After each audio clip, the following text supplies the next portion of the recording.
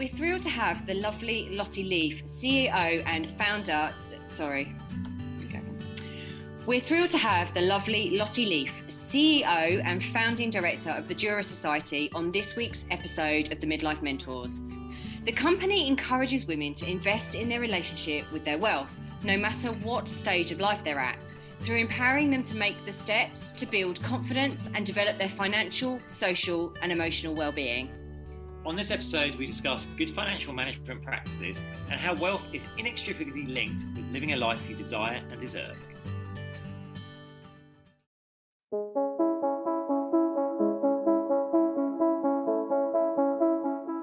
Hi, I'm James Davis. And I'm Claire Davis. We're the Midlife Mentors, here to lift the lid on how to achieve health and happiness. The balanced, no-nonsense way.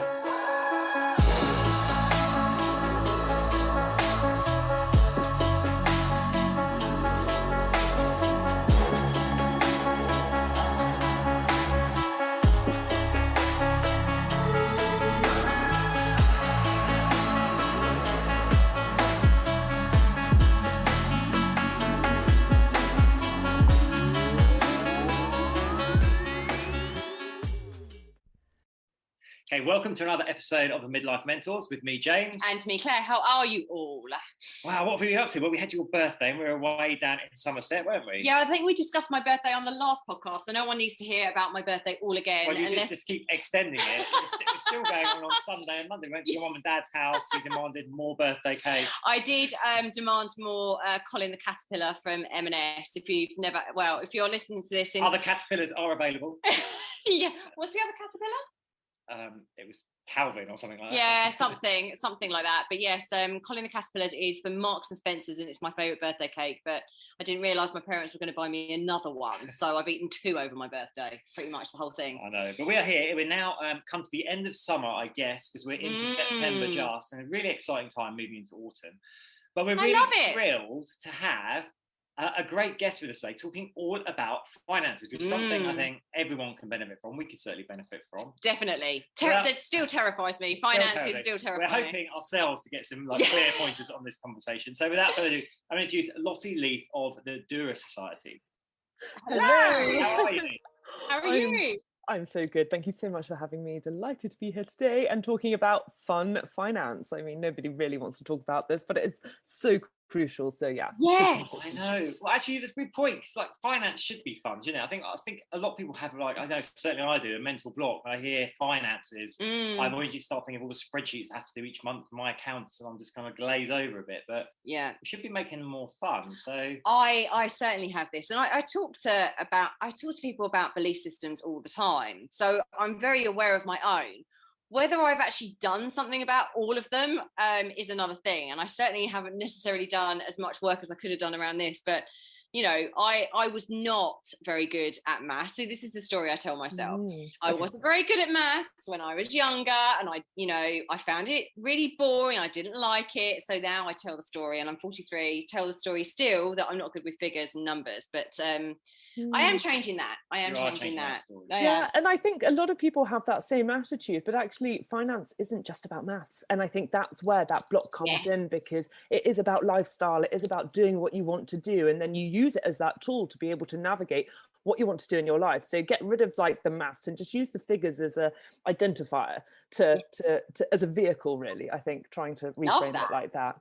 Yeah. Love that. So we met Lottie on a online webinar through the lovely Sara Davison, who we are doing an event with as well later on this month. 24th September. Actually, I will put a link to anyone that wants to come to that event. It's in London. It's going to be really, really exciting. Not just because we're there, but because Sara has brought together lots of amazing experts in their field. Lottie is one of them. It's going to be talking to people about finances and getting their finances together around divorce, because I know, you know, James and I have both been through divorces. It can be a really overwhelming time when you're going through all that emotion to then be thinking about the finances. And I know that it just bamboozled me and I kind of shut down. Yeah, well, exactly. And I think that is a crucial point. And what I try to do with Dura is making yourself prepared in advance of any crisis, because when you're going through a crisis like a divorce, the last thing you want to be doing is learning a new language like finance or law or anything like that. So what we try to do is educate people through the whole of their life cycle of little bits that they need to be signposted to before that overwhelm, emotion, shutdown happens. Because as you rightly say, it does happen. It's a big wave of shit. I don't know if I can say that on we love it. Well, I like a good old swear, so no worries. but it's you're just trying to keep yourself in survival mode, and you can't make definitive decisions when you're going through all of that, and finance is a key part of the untangling process in divorce. So yeah, exactly. And we're really looking forward to that event, and then obviously Lottie's there, and then a few other people are going to be there, so it's kind of tackling the difficult time and the challenges of divorce from all different angles. So the health and wellness, and then the finance, and the legal side of things. So I will put a link to listeners. I will put a link to that if you're in London. What date is it? I think the 24th of September. So if you're around, we would, and you need that support, then please do come to that, because it's going to be amazing, and you are going to feel like you're less alone and more connected to people. Yeah, you touched there on a little bit of what you do. Could you explain a little bit more about what the Dura Society does and what inspired you to set it up? Yes, good question.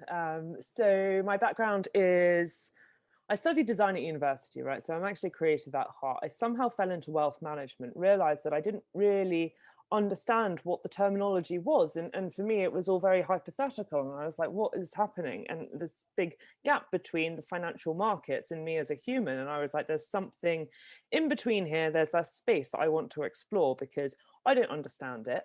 I then learned to understand it and thought, right, what can I do to present it to people, predominantly women, in a more digestible, interactive, fun way, making it beautiful but intelligent. And so I set up the Dura Society back in 2016.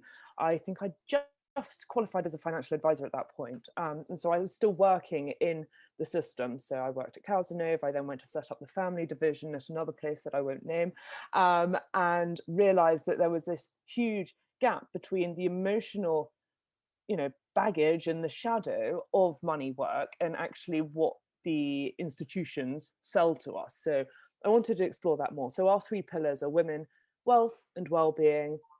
I wanted to really have a collaborative and multidisciplinary approach to wealth as well, because I think people just think maths, bank accounts, these sort of key initial words that come up, but actually there's security, there's protection, there's ambition, there's all of these really exciting words that rarely are ever brought up. So you can talk about collecting art and investing and getting people to build up the courage to tap into these markets, which are predominantly male, stale and pale, and saying actually it is inclusive and everybody should get involved. Oh, I love that, Lottie. I really do, because it's such a different way of coming at finances, and we are just taught to be really, really scared of it, and not explore it because we're scared of it. And actually the fact that you've got women, wealth, and well-being as part of that, it's so powerful, and actually it really shifts the dynamic of how you feel about it energetically, doesn't it? Yeah, definitely. And I think that's something that I really hope that people get out of interacting with us when we do our events and panels and all of these kind of things, is that they're not alone, and it's not as scary as they first thought. And actually, dipping the toe in the water and being with a community of other people in similar situations makes you feel really empowered to go and make strong financial decisions later on. Empowered, that's the word. I love that, and I love your opening the door, because my take on it is like that whole world of like wealth management, it's kind of like a hidden closed world, like for so many people, unless you're actually almost born into it and brought up around it. Most of us have the experience of like you go and open your parents get you to go and open your first bank account as a kid, and you get your free pencil case or whatever, and that's as much I've got a current account and a savings account, and maybe later on you get a credit card. But there's so many more options over there, different asset classes. We've seen today the growth of things like fractional ownership of exotic sports cars and things like that. It's just great that you're doing this work to kind of lift the lid on it and make it more accessible, I think. Well, yeah, and also I think from a generational perspective, I think because we never had any of this taught to us at school, I mean, I would love a whole host of our generation being able to teach our children this skill. It's a life skill that is more important than anything else. Exactly. And I think that a huge part, actually, I'm doing a talk on Monday with the guys at Kleinwort Hambros for next gen. So kids who are going to go off to university, crucial time, probably the first time they've ever really had free reign of managing their money. And that is where a lot of people start to build bad habits, because, you know, the credit card people will be throwing stuff your way. You're getting the student debt, you're having to pay your rent, you want to spend all your money on booze. You need to actually start to prioritize. And, you know, the overdrafts, you know, a lot of the banks encourage students. They'll be like, it's a 0% overdraft, take 2.5 grand, free money. They don't realize that they have to pay that money back later, because that 0% will actually, you know, knock off. And then it can be a deadly spiral if you haven't got anybody just nudging you in the right direction and going, have you thought about what the implications are? Because it's not in the bank's interest to educate. No. And that's so, it's actually against their interest. I mean, you know, it's like, well, it is. It's that old saying, isn't it? Like, if you owe the bank like £20,000, you've got a problem. If you owe the bank £200 million, the bank's got a problem. But the bank actually, all financial institutions more or less thrive off having people in debt to them, right? Yeah, absolutely. Oh, absolutely. And it's really sad, actually, the spectrum of the affordability. So, for instance, if you have £1 million, it's going to be a lot cheaper for you to be doing banking. You'll have a lot more options available to you because you've got that liquidity, or, you know, you've got that ability to show that you can afford it, when actually the people who need that help the most, they're charged the most as well. And I think that is a really, really dark side of the financial system that we're in, is that if you need the help, it's going to cost you more, and you get in that cycle of, and it is really dark, and it's down to people like you that are helping educate and empower people. It's really, really important work that you do, and the fact that you're going and talking to, you know, those students, those next level students, is really, really important and great work. Really great work. Yeah, and just getting them to be comfortable with it as well, I think, because when you're going to university too, you're going to be mixing with a lot of different people from a lot of different backgrounds as well. And I think that's another thing that touches on anybody, no matter what age they're from, wherever they are. You always have that keeping up with the Joneses aspect, and the lifestyle creep, which is where when you're earning more, you'll be spending more. And it's understanding and coming back to like what your needs are versus what your wants are. Yes. And keeping that, you know, control of your finances is really difficult, because there's so many fun things to do in the world, and well, I want to do them all at once. It's a problem. It is a problem. I just want to share this, actually. My first job was at Harrods. I mean, it was a great first job, but my goodness, I mean, I basically gave them all their money back because I got paid, and then I used to just go spending it in Harrods, and I had absolutely no idea how to manage my money at all. I was already in debt, and well, exactly. And things like pensions, you know, when I was growing up, I thought pensions were just something old people got. You know, you don't know that actually you have to put aside that now. There's no such thing really as a defined benefit scheme, which is where companies, you stay with them forever, and then they pay you a salary basically when you retire.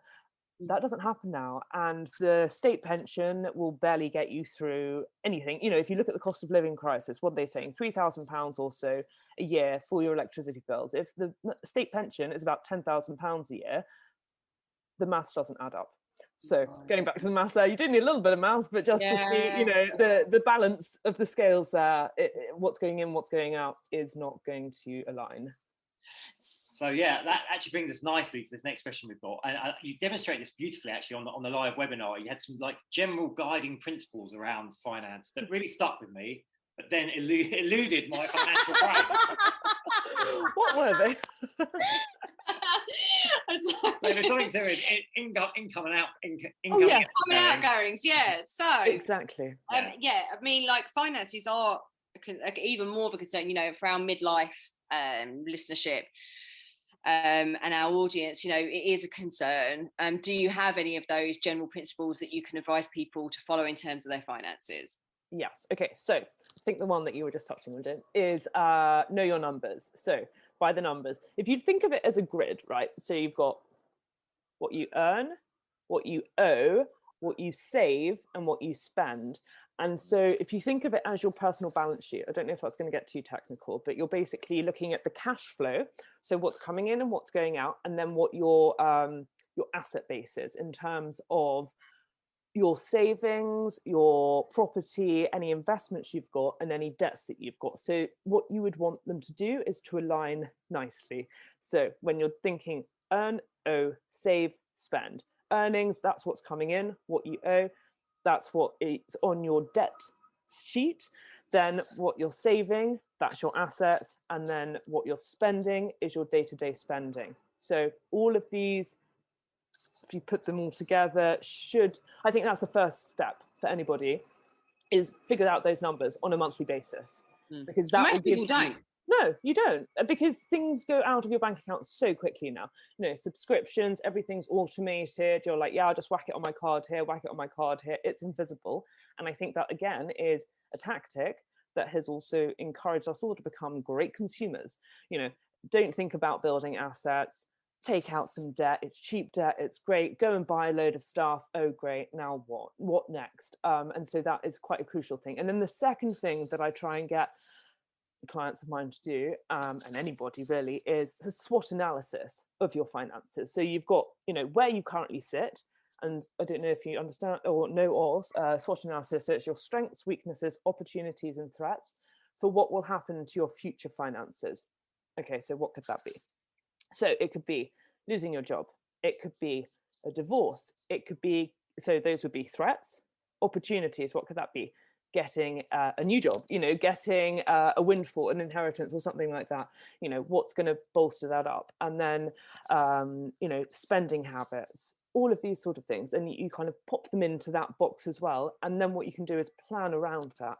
And the sort of things that you could then do to protect those are looking at things like insurance, income protection, building up your emergency fund. That's something that, financial advisors recommend 3 to 6 months. I think now, because the markets are a little bit choppy, try and even do 6 to 12 months. And that's in cash. So you've got that readily accessible. So you don't have to go and get a credit card or get expensive debt in order to finance any emergencies that crop up, which could be replacing windows, or your car's dead, or something like that, where you'd have to fork out quite a significant amount of money. Or if you're renting or paying your mortgage, it's having that pot of cash on the side just in case something happens where you would be a little bit screwed otherwise.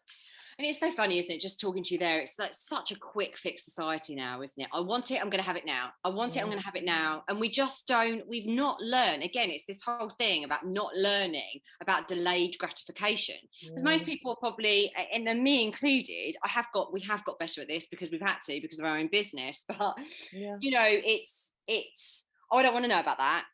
I want pleasure now. I want pleasure now. I want that thing now, and I'll worry about it later. And well, that's also where the buy now, pay later, where that's all been targeted towards Gen Z and millennial buyers. It's all associated with fast fashion things. There's nothing actually very useful that you need to buy instantaneously and do it on buy now, pay later. But places like Klarna have grown. They're not regulated. People don't realize that actually they're taking out a line of debt or credit, which can impact their credit score later down the line as well. And that's something as well that people need to keep an eye on, is this magical credit score number. And so you can check that on places like Experian, and there's a couple of other places as well. And what that enables you to do, because some people don't really know what it means, but that is basically your scorecard to go to banks to say, can I have some cheaper credit lines? Or when you're going to a mortgage or anything like that, it shows your responsibility over managing any debt or money that you've got. And ways that you can increase that as well is making sure you're on the postal register, that you're paying all of your bills in time. If you do have credit cards as well, you've got something called your credit utilization. So say you've got 3 credit cards, they're all £1,000. If you've maxed out all of them, you're going to have pretty bad credit utilization. It's showing that you're still not managing it if you're paying it off. The best thing to do is to leave some buffer.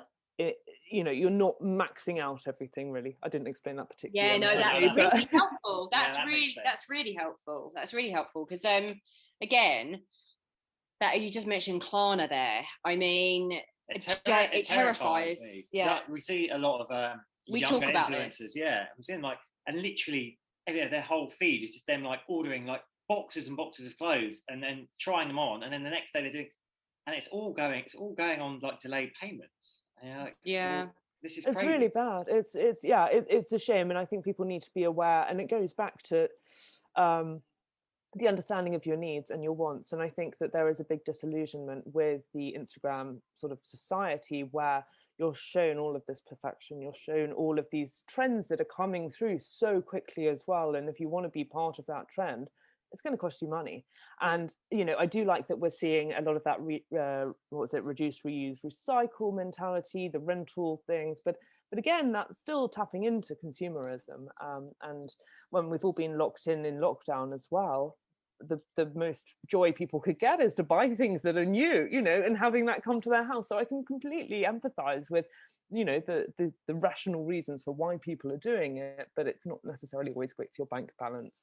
No, I know, and we're going to have a whole swathe of society that aren't going to be able to afford homes, and it's bad enough now, but they're not, because they're so in debt and don't understand the credit score, and when you go to get your mortgage, that's your, that all is taken into account. It's just the quick. But again, the affordability as well. So if you look at how much you're expected to put down for your deposit, you're looking at what the repayment things are. Like, repaying your mortgage is cheaper than it is to rent currently. However, the barriers to getting the deposit and showing your affordability for that, because people aren't having the opportunity to stockpile and to put that fund together because they're too busy spending it all on rent. It's this really mishmash cycle that needs to be addressed. Yeah. Crazy. So you're big on creating a deeper connection. You've obviously mentioned one of the pillars there, which was wealth and wellness. Why is that? Why is that important to you and to your business and how you help your clients? Yeah, well, okay, shall I? Okay, a little bit of background on me. So basically, my dad was an accountant, and so he was always in control of the family finances, and a punishment that I used to have would be being marched to the bank to print off my bank statements, especially at university, and show him what I'd been spending on. This just resulted in me taking out another card and being like, fuck you, Dad. You're not. So anyway, that's the kind of thing he would do. And he was always like, that was his role. Now, my mum is blind, and so she has always been very dependent on him. And I can see that real frustration in lack of independence and lack of financial ability as well. So they're also kind of getting divorced, but that's a whole nother tsunami that we don't need to go into here. So it's being trapped in unhealthy relationships, I think, is really, really critical. And having finance brings you freedom. And I think that having that under control gives you a strong sense of identity and of security as well. So it all links back into having a really good sense of wellness, because you've got your finances in check, which allows you to do better things with your life. So for me, if that makes sense. Thank you for sharing that with us. Thank you. Yeah, thanks for that personal story as well. Yeah, thank you for sharing that, because it's so true that actually you can feel so disempowered and so trapped, and then who knows what happens in those relationships when you haven't got that sense of ownership of your future, basically. Because at the end of the day, we do need money. And we need that in order to be able to have our freedom, like you said. So yeah. Oh, absolutely. And there's so many horrible stories that are coming out now, and I do a bit of work with the charity Surviving Economic Abuse, who are a brilliant charity, and they are really highlighting the coercive control nature of finances within relationships. And they did a big campaign with HSBC, and I think that just saying this isn't okay is a big step, and a lot of that has been going on during COVID, and the domestic abuse that is associated with restriction in your spending. Some people will have their income put into like a shared bank account that they then don't have access to, and it's really it's horrible to see. But I can imagine. I think I've seen some of the ads actually on the tube with the puppet hands. Yes, with HSBC. I think that is. Yes, really powerful. Really powerful. Yeah, really beautiful work again, Lottie. Really amazing. Yeah. So we touched on it there. We're currently facing a bit of an interesting situation, aren't we? We've got the prospect of rising living costs. recession looming, inflation going up. What should or could people be doing to kind of insulate themselves from this? Yes, I mean, gosh, I mean, after the last 2 years, this is all we really need, isn't it? That's what my friend said to me this morning. She runs her own business. She was like, oh, here it, yeah, what next? Yeah. What next? So I think to start with, going back to that, knowing your number, know where you're currently sitting, understanding what your needs are, to make sure that you've got your lights on, roof over your head, heating, you can get all of your necessities under wraps, and then building up that emergency fund as well. If you've got any surplus cash, putting that aside and making sure that you reducing some of the luxuries. We don't all need a holiday to Barbados, although we would all really like one. I think maybe now the time is to really address what affordability looks like for the next couple of years. It's looking long term. It's not just looking for the day to day now. It's understanding what substitutions you can make in your life as well, in terms of habits like, coffees, eating out, try and do things that are a little bit more social in the home, come back to the home, be with your friends, try and be a little bit more economical on that, looking back at like the 1950s or anything, home ec stuff. That is where I think it would be really helpful. But I think as well, just for your own good, like cooking at home is actually really quite enjoyable once you get the hang of it, and there's lots of Gusto and all those places. I haven't actually done, I really want to do a calculation of like, what actual the cost benefit of is it.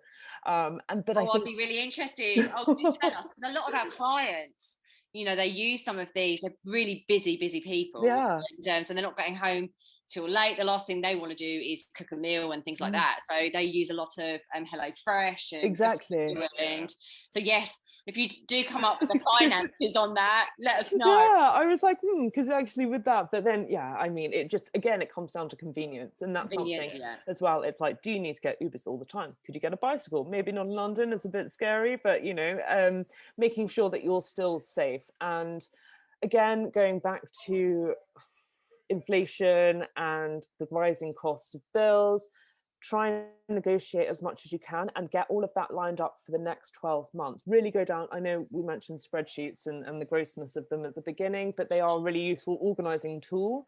You don't have to use that though. Get a notebook, whatever works for you, jot it all down. Say, right, what's my electric, what's my gas, what's my buildings insurance, contents insurance, all of these like essentials that you need to run your household and provide you with security in your lifestyle as well. Have all of those jotted down and do your own cash flow if that's possible, and if it's not, go and speak to somebody who can help you to get all these figures together. I do this a lot with my clients where it's, okay, this is what you're going to be spending each month. Right, who do we need to call? How can we negotiate this? If we pay it up front, will it be cheaper in the long run? Can we secure any of these rates now? Looking at remortgaging, anything like that. Try and do it now before it really, the curve comes up as well. I think that's important. I think people feel really held. Again, it's about a confidence thing, isn't it? I think people feel really held to ransom by these energy companies, and they don't actually know how far they can push back and what they can negotiate and whether they can or not. I think it's just a very confusing minefield. I don't think we've got the confidence to necessarily go out there and do it ourselves. So people like you saying what you can do and what you can't do is so helpful. Yeah, and I think even like, looking at what Martin Lewis does with Money Saving Expert, brilliant, like always has lovely little tips and tricks in there as well. And again, I think it's just understanding what you've currently got, because a lot of it is ostrich in the sand, heads down, la la la, don't want to think about it. But actually it's dusting out, clearing out the cobwebs and going, right, these are my piles, good pile, bad pile, tackle the bad pile. Get all of that out of the way. You'll feel a lot more sort of relaxed, dedicate time to doing it as well. Like every month I sit down and do my own financial review for myself. I've got a very sexy spreadsheet. And I go through, what my bank account levels are at, what the investments are at, what my pension's looking like, and I do a review on that as well, just to check. Amazing. Tweaks need to be made. Could you just come to our life, basically? If you could we could have a Lottie in our world, just making us do that every month. spreadsheets. We joked that I used to hate spreadsheets, but I actually really love them now because it's empowerment, right? I know as long as I'm keeping that spreadsheet updated, I can go in and it gives me a snapshot of where we are at that moment in time. And then he shouts it out to me. I'm like that. Oh, that's nice. then you feel empowered. You're in control. You know what's going on. Exactly. Our psyche loves to have that certainty. So I know. Yeah, I think that's really it. It's understanding where you currently are, because then you can make decisions based on that. You can't decide on something you don't know about, really. Exactly. So a story of recent years has been the rise and the crash of crypto. So on to our other question, crypto, my goodness. So yeah, what do you think the outlook for crypto is? Because obviously it was... Everyone was buying, especially in lockdown, and there was like a surge in people putting their furlough money into Bitcoin and other currencies. Yeah, so I know it might be a bit of an uncomfortable left field one to ask you about, but it would be great to have your thoughts on that. So I think, like, if you're looking at the utilization of Bitcoin and you're looking at what a lot of the governments are doing, so you've got like the States and you've got the UK who are actually building their own cryptocurrencies as well on their platform, because of the utilization, and it does have a role to play in sort of financial security and the transactional benefits of it because of the speed of it, the anonymity. Anonymity. Yeah, we know which word you mean. Yeah. And I think in the art world as well, NFTs. I actually just did a podcast, Instagram Live earlier with an artist, and that has really helped her to cross different audiences by using NFTs, because she's based in London, but then she's doing stuff out in Dubai, and there's a lot of the cool kid next gen stuff which is way beyond me, but looking at the metaverse and the way that the engagement is there, and video games, and there's a lot of cool stuff going on which is more than just buying Bitcoin. I think as a store of value, a store of wealth, like, you know, what you would consider gold, or some people think property as a store of wealth, that also depends, maybe not so good, but as an actual transactional currency, I think it does have its benefits, if that's not really too helpful. convoluted. And I think everybody needs to just have a little bit, you know, try it. You know, with any investment, it's not guaranteed, so don't necessarily use it as an investment. As we've seen, it's very volatile, and for anyone who doesn't kind of familiar with that term, volatility is basically where it is fluctuating against where the expectation is, I would say. So it's going up or it's going down one day, and it's very, you know, it looks like an ECG monitor, the heart rate. So something when it's more more volatile, which means it's slightly more risky, probably more risky, and rather than a smooth curve, which is what you would hope to have. So yeah, that's but it's a good diversifier.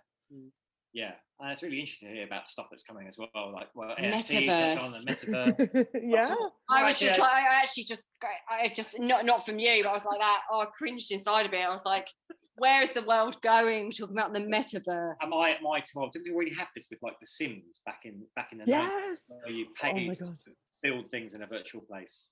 Yeah, it's basically. I missed that bit as well. Oh, I missed that one. Was great. It was so much fun. I missed the first time round. Clearly, I'm not cool at all. Everyone's financial situation is obviously different, but if there was one bit of advice you could give someone, what would it be? Understand what you want out of life. I think that's the crucial bit, because, yeah, as I mentioned before, finances is a tool to get you what you want. So, you know, if you can really set out some clear goals in the next and stagger them, so short term, medium term, long term, then what you do is you mold your finances around that. So if it's you want to buy a house, okay, so what are the steps that I need in order to get to that? What is the process? And I think a lot of finance is about process, and a lot of, you know, the professional world is about process, and it's understanding how you get from A to B, which is usually really murky and really complicated if you don't know what you're doing. And so if you've got somebody who can help signpost you, and it's not so much of a ping pong game, then that can make your life a little bit easier. But I think, yeah, having clear goals, which is probably what you do a lot with your clients as well, and then using finance to activate those goals, I think that's really key. I love that. Just knowing what you want. Yeah. Like so many people, we don't ask ourselves what we roadmap to achieve it. Yeah, most of us don't even know. I was saying that to a client this morning. You know, not in her case, but I was like, most of us don't actually, we know what we don't want. We say what we don't want a lot. I don't want this, I don't want that, I'm moaning about this. But actually, let's put our energy into thinking, what do I want my life to look like? Let's and reduce the stress in it as well. Yeah, like actually, instead of being blown around in the wind, let's grab hold of the steering wheel and drive our own car where we want to go. So exactly. I love that. that. Right. If people have resonated with that, I'm sure they have. And they've got questions. How can people get in touch with you? How can they work Lottie, with you? how can they get in touch with you? Coming up you'd like to talk about? Oh, so on Instagram, the Dura Society website, thedurasociety.com. I'm on LinkedIn quite a bit as well. We'll add all these links into the show notes, by the way, listeners. Pop those in there. What am I working on at the moment? I've actually got it. I don't know when this is going out, but I'm running a menopause event next week on the 15th at Mortimer House. So I've got a wonderful panel of speakers that are covering all of the lifestyle, financial and legal aspects of the menopause, because that's a huge you should have had us on it. We do loads of menopause stuff. I didn't know. I've been organising this for months. I know. You have to come along. You have to come along. Yes. So it's great that you're doing all those conversations, and that's, at the end of the day, it's all about bringing more awareness to it. Well, definitely. And then I'm doing something on philanthropy as well. So that's more professional advisor focused as well, helping people to give better, charitable giving, philanthropy, building foundations. And then what I do when I'm not doing all of these things is I actually run a divorce concierge. So I focus on the assets and the finances, building a team around said client and getting them from that A to B and untangling it when they need their accountants, they need tax advice, they need property, they need, art collections maybe that are being moved, they need the cash flow planning, they need investment management, and they need good people around them as well. And so I act as a shock absorber when they are unable to get out of bed, and I help them to, guide them through all of that. And I don't sell any products. So I'm not an IFA. I think that's really crucial to put out. I've been called a financial nanny. So if you think Mary Poppins with your finances, spoonful of sugar, let's make it as enjoyable as possible. It will be okay. That's the kind of attitude that we have here. Lottie. Such a necessary service. I mean, we were saying at the start, we've both been through divorces, and I think with all the emotional trauma, sometimes you haven't got the headspace to deal with the financial side of it as well. So and then great that you offer. It's incredible. Well, that's why we wanted to speak to you, because when we heard about when we did the webinar, Sara's webinar, we were like, oh my goodness, that is something. I kept laughing at James, just thinking, I wish we'd had something like that to support us. So honestly, it would be an absolute godsend, I'm sure, to so many people. Sorry, Lottie, go on. I mean, I've been working with Mom for nearly 18 months now, but just because it's been so complex and she's just got so many different things going on. But it's great because I'm just basically on speed dial to her, and anything that's worrying her, she's like, what do I do about this? What do I do about that? And I'm like, chill, let me make the call. I'll deal with it. You just sit there. Amazing. Fantastic. Amazing. Definitely wish I'd had you, but there we are. And we know you now. You're in our world now. Yes, I'm in your world. And you in person. Obviously on the 24th. I don't know why. I tell you what, there's. And we might pop along on the 15th as well. And we might pop along on the 15th and support you. Absolutely. We'll find out details about that as well. But we'll pop all the links. So any links that Lottie has, we'll pop them in the show notes, and then you'll know how to get hold of her, and then obviously follow her on Instagram and things like that, and on LinkedIn. So everywhere. Yes, everywhere. So many social media platforms. It's exhausting. Some might say too many. Definitely too many. This is the woman that's just got herself on TikTok and finds it all a bit overwhelming. But anyway, it was a real pleasure to speak to you, Lottie. Thank you so much. Thank you so much, guys. Really enjoyed it, and looking forward to seeing you on the 24th.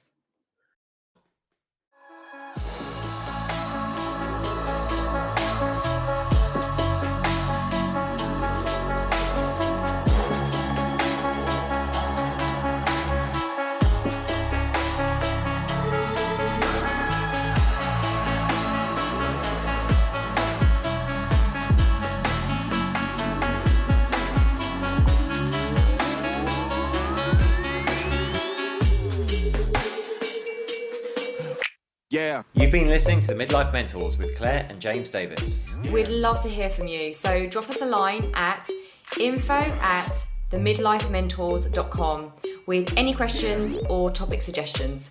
And make sure you join us on our Facebook page and YouTube channel. You can find us under the Midlife Mentors. Yeah.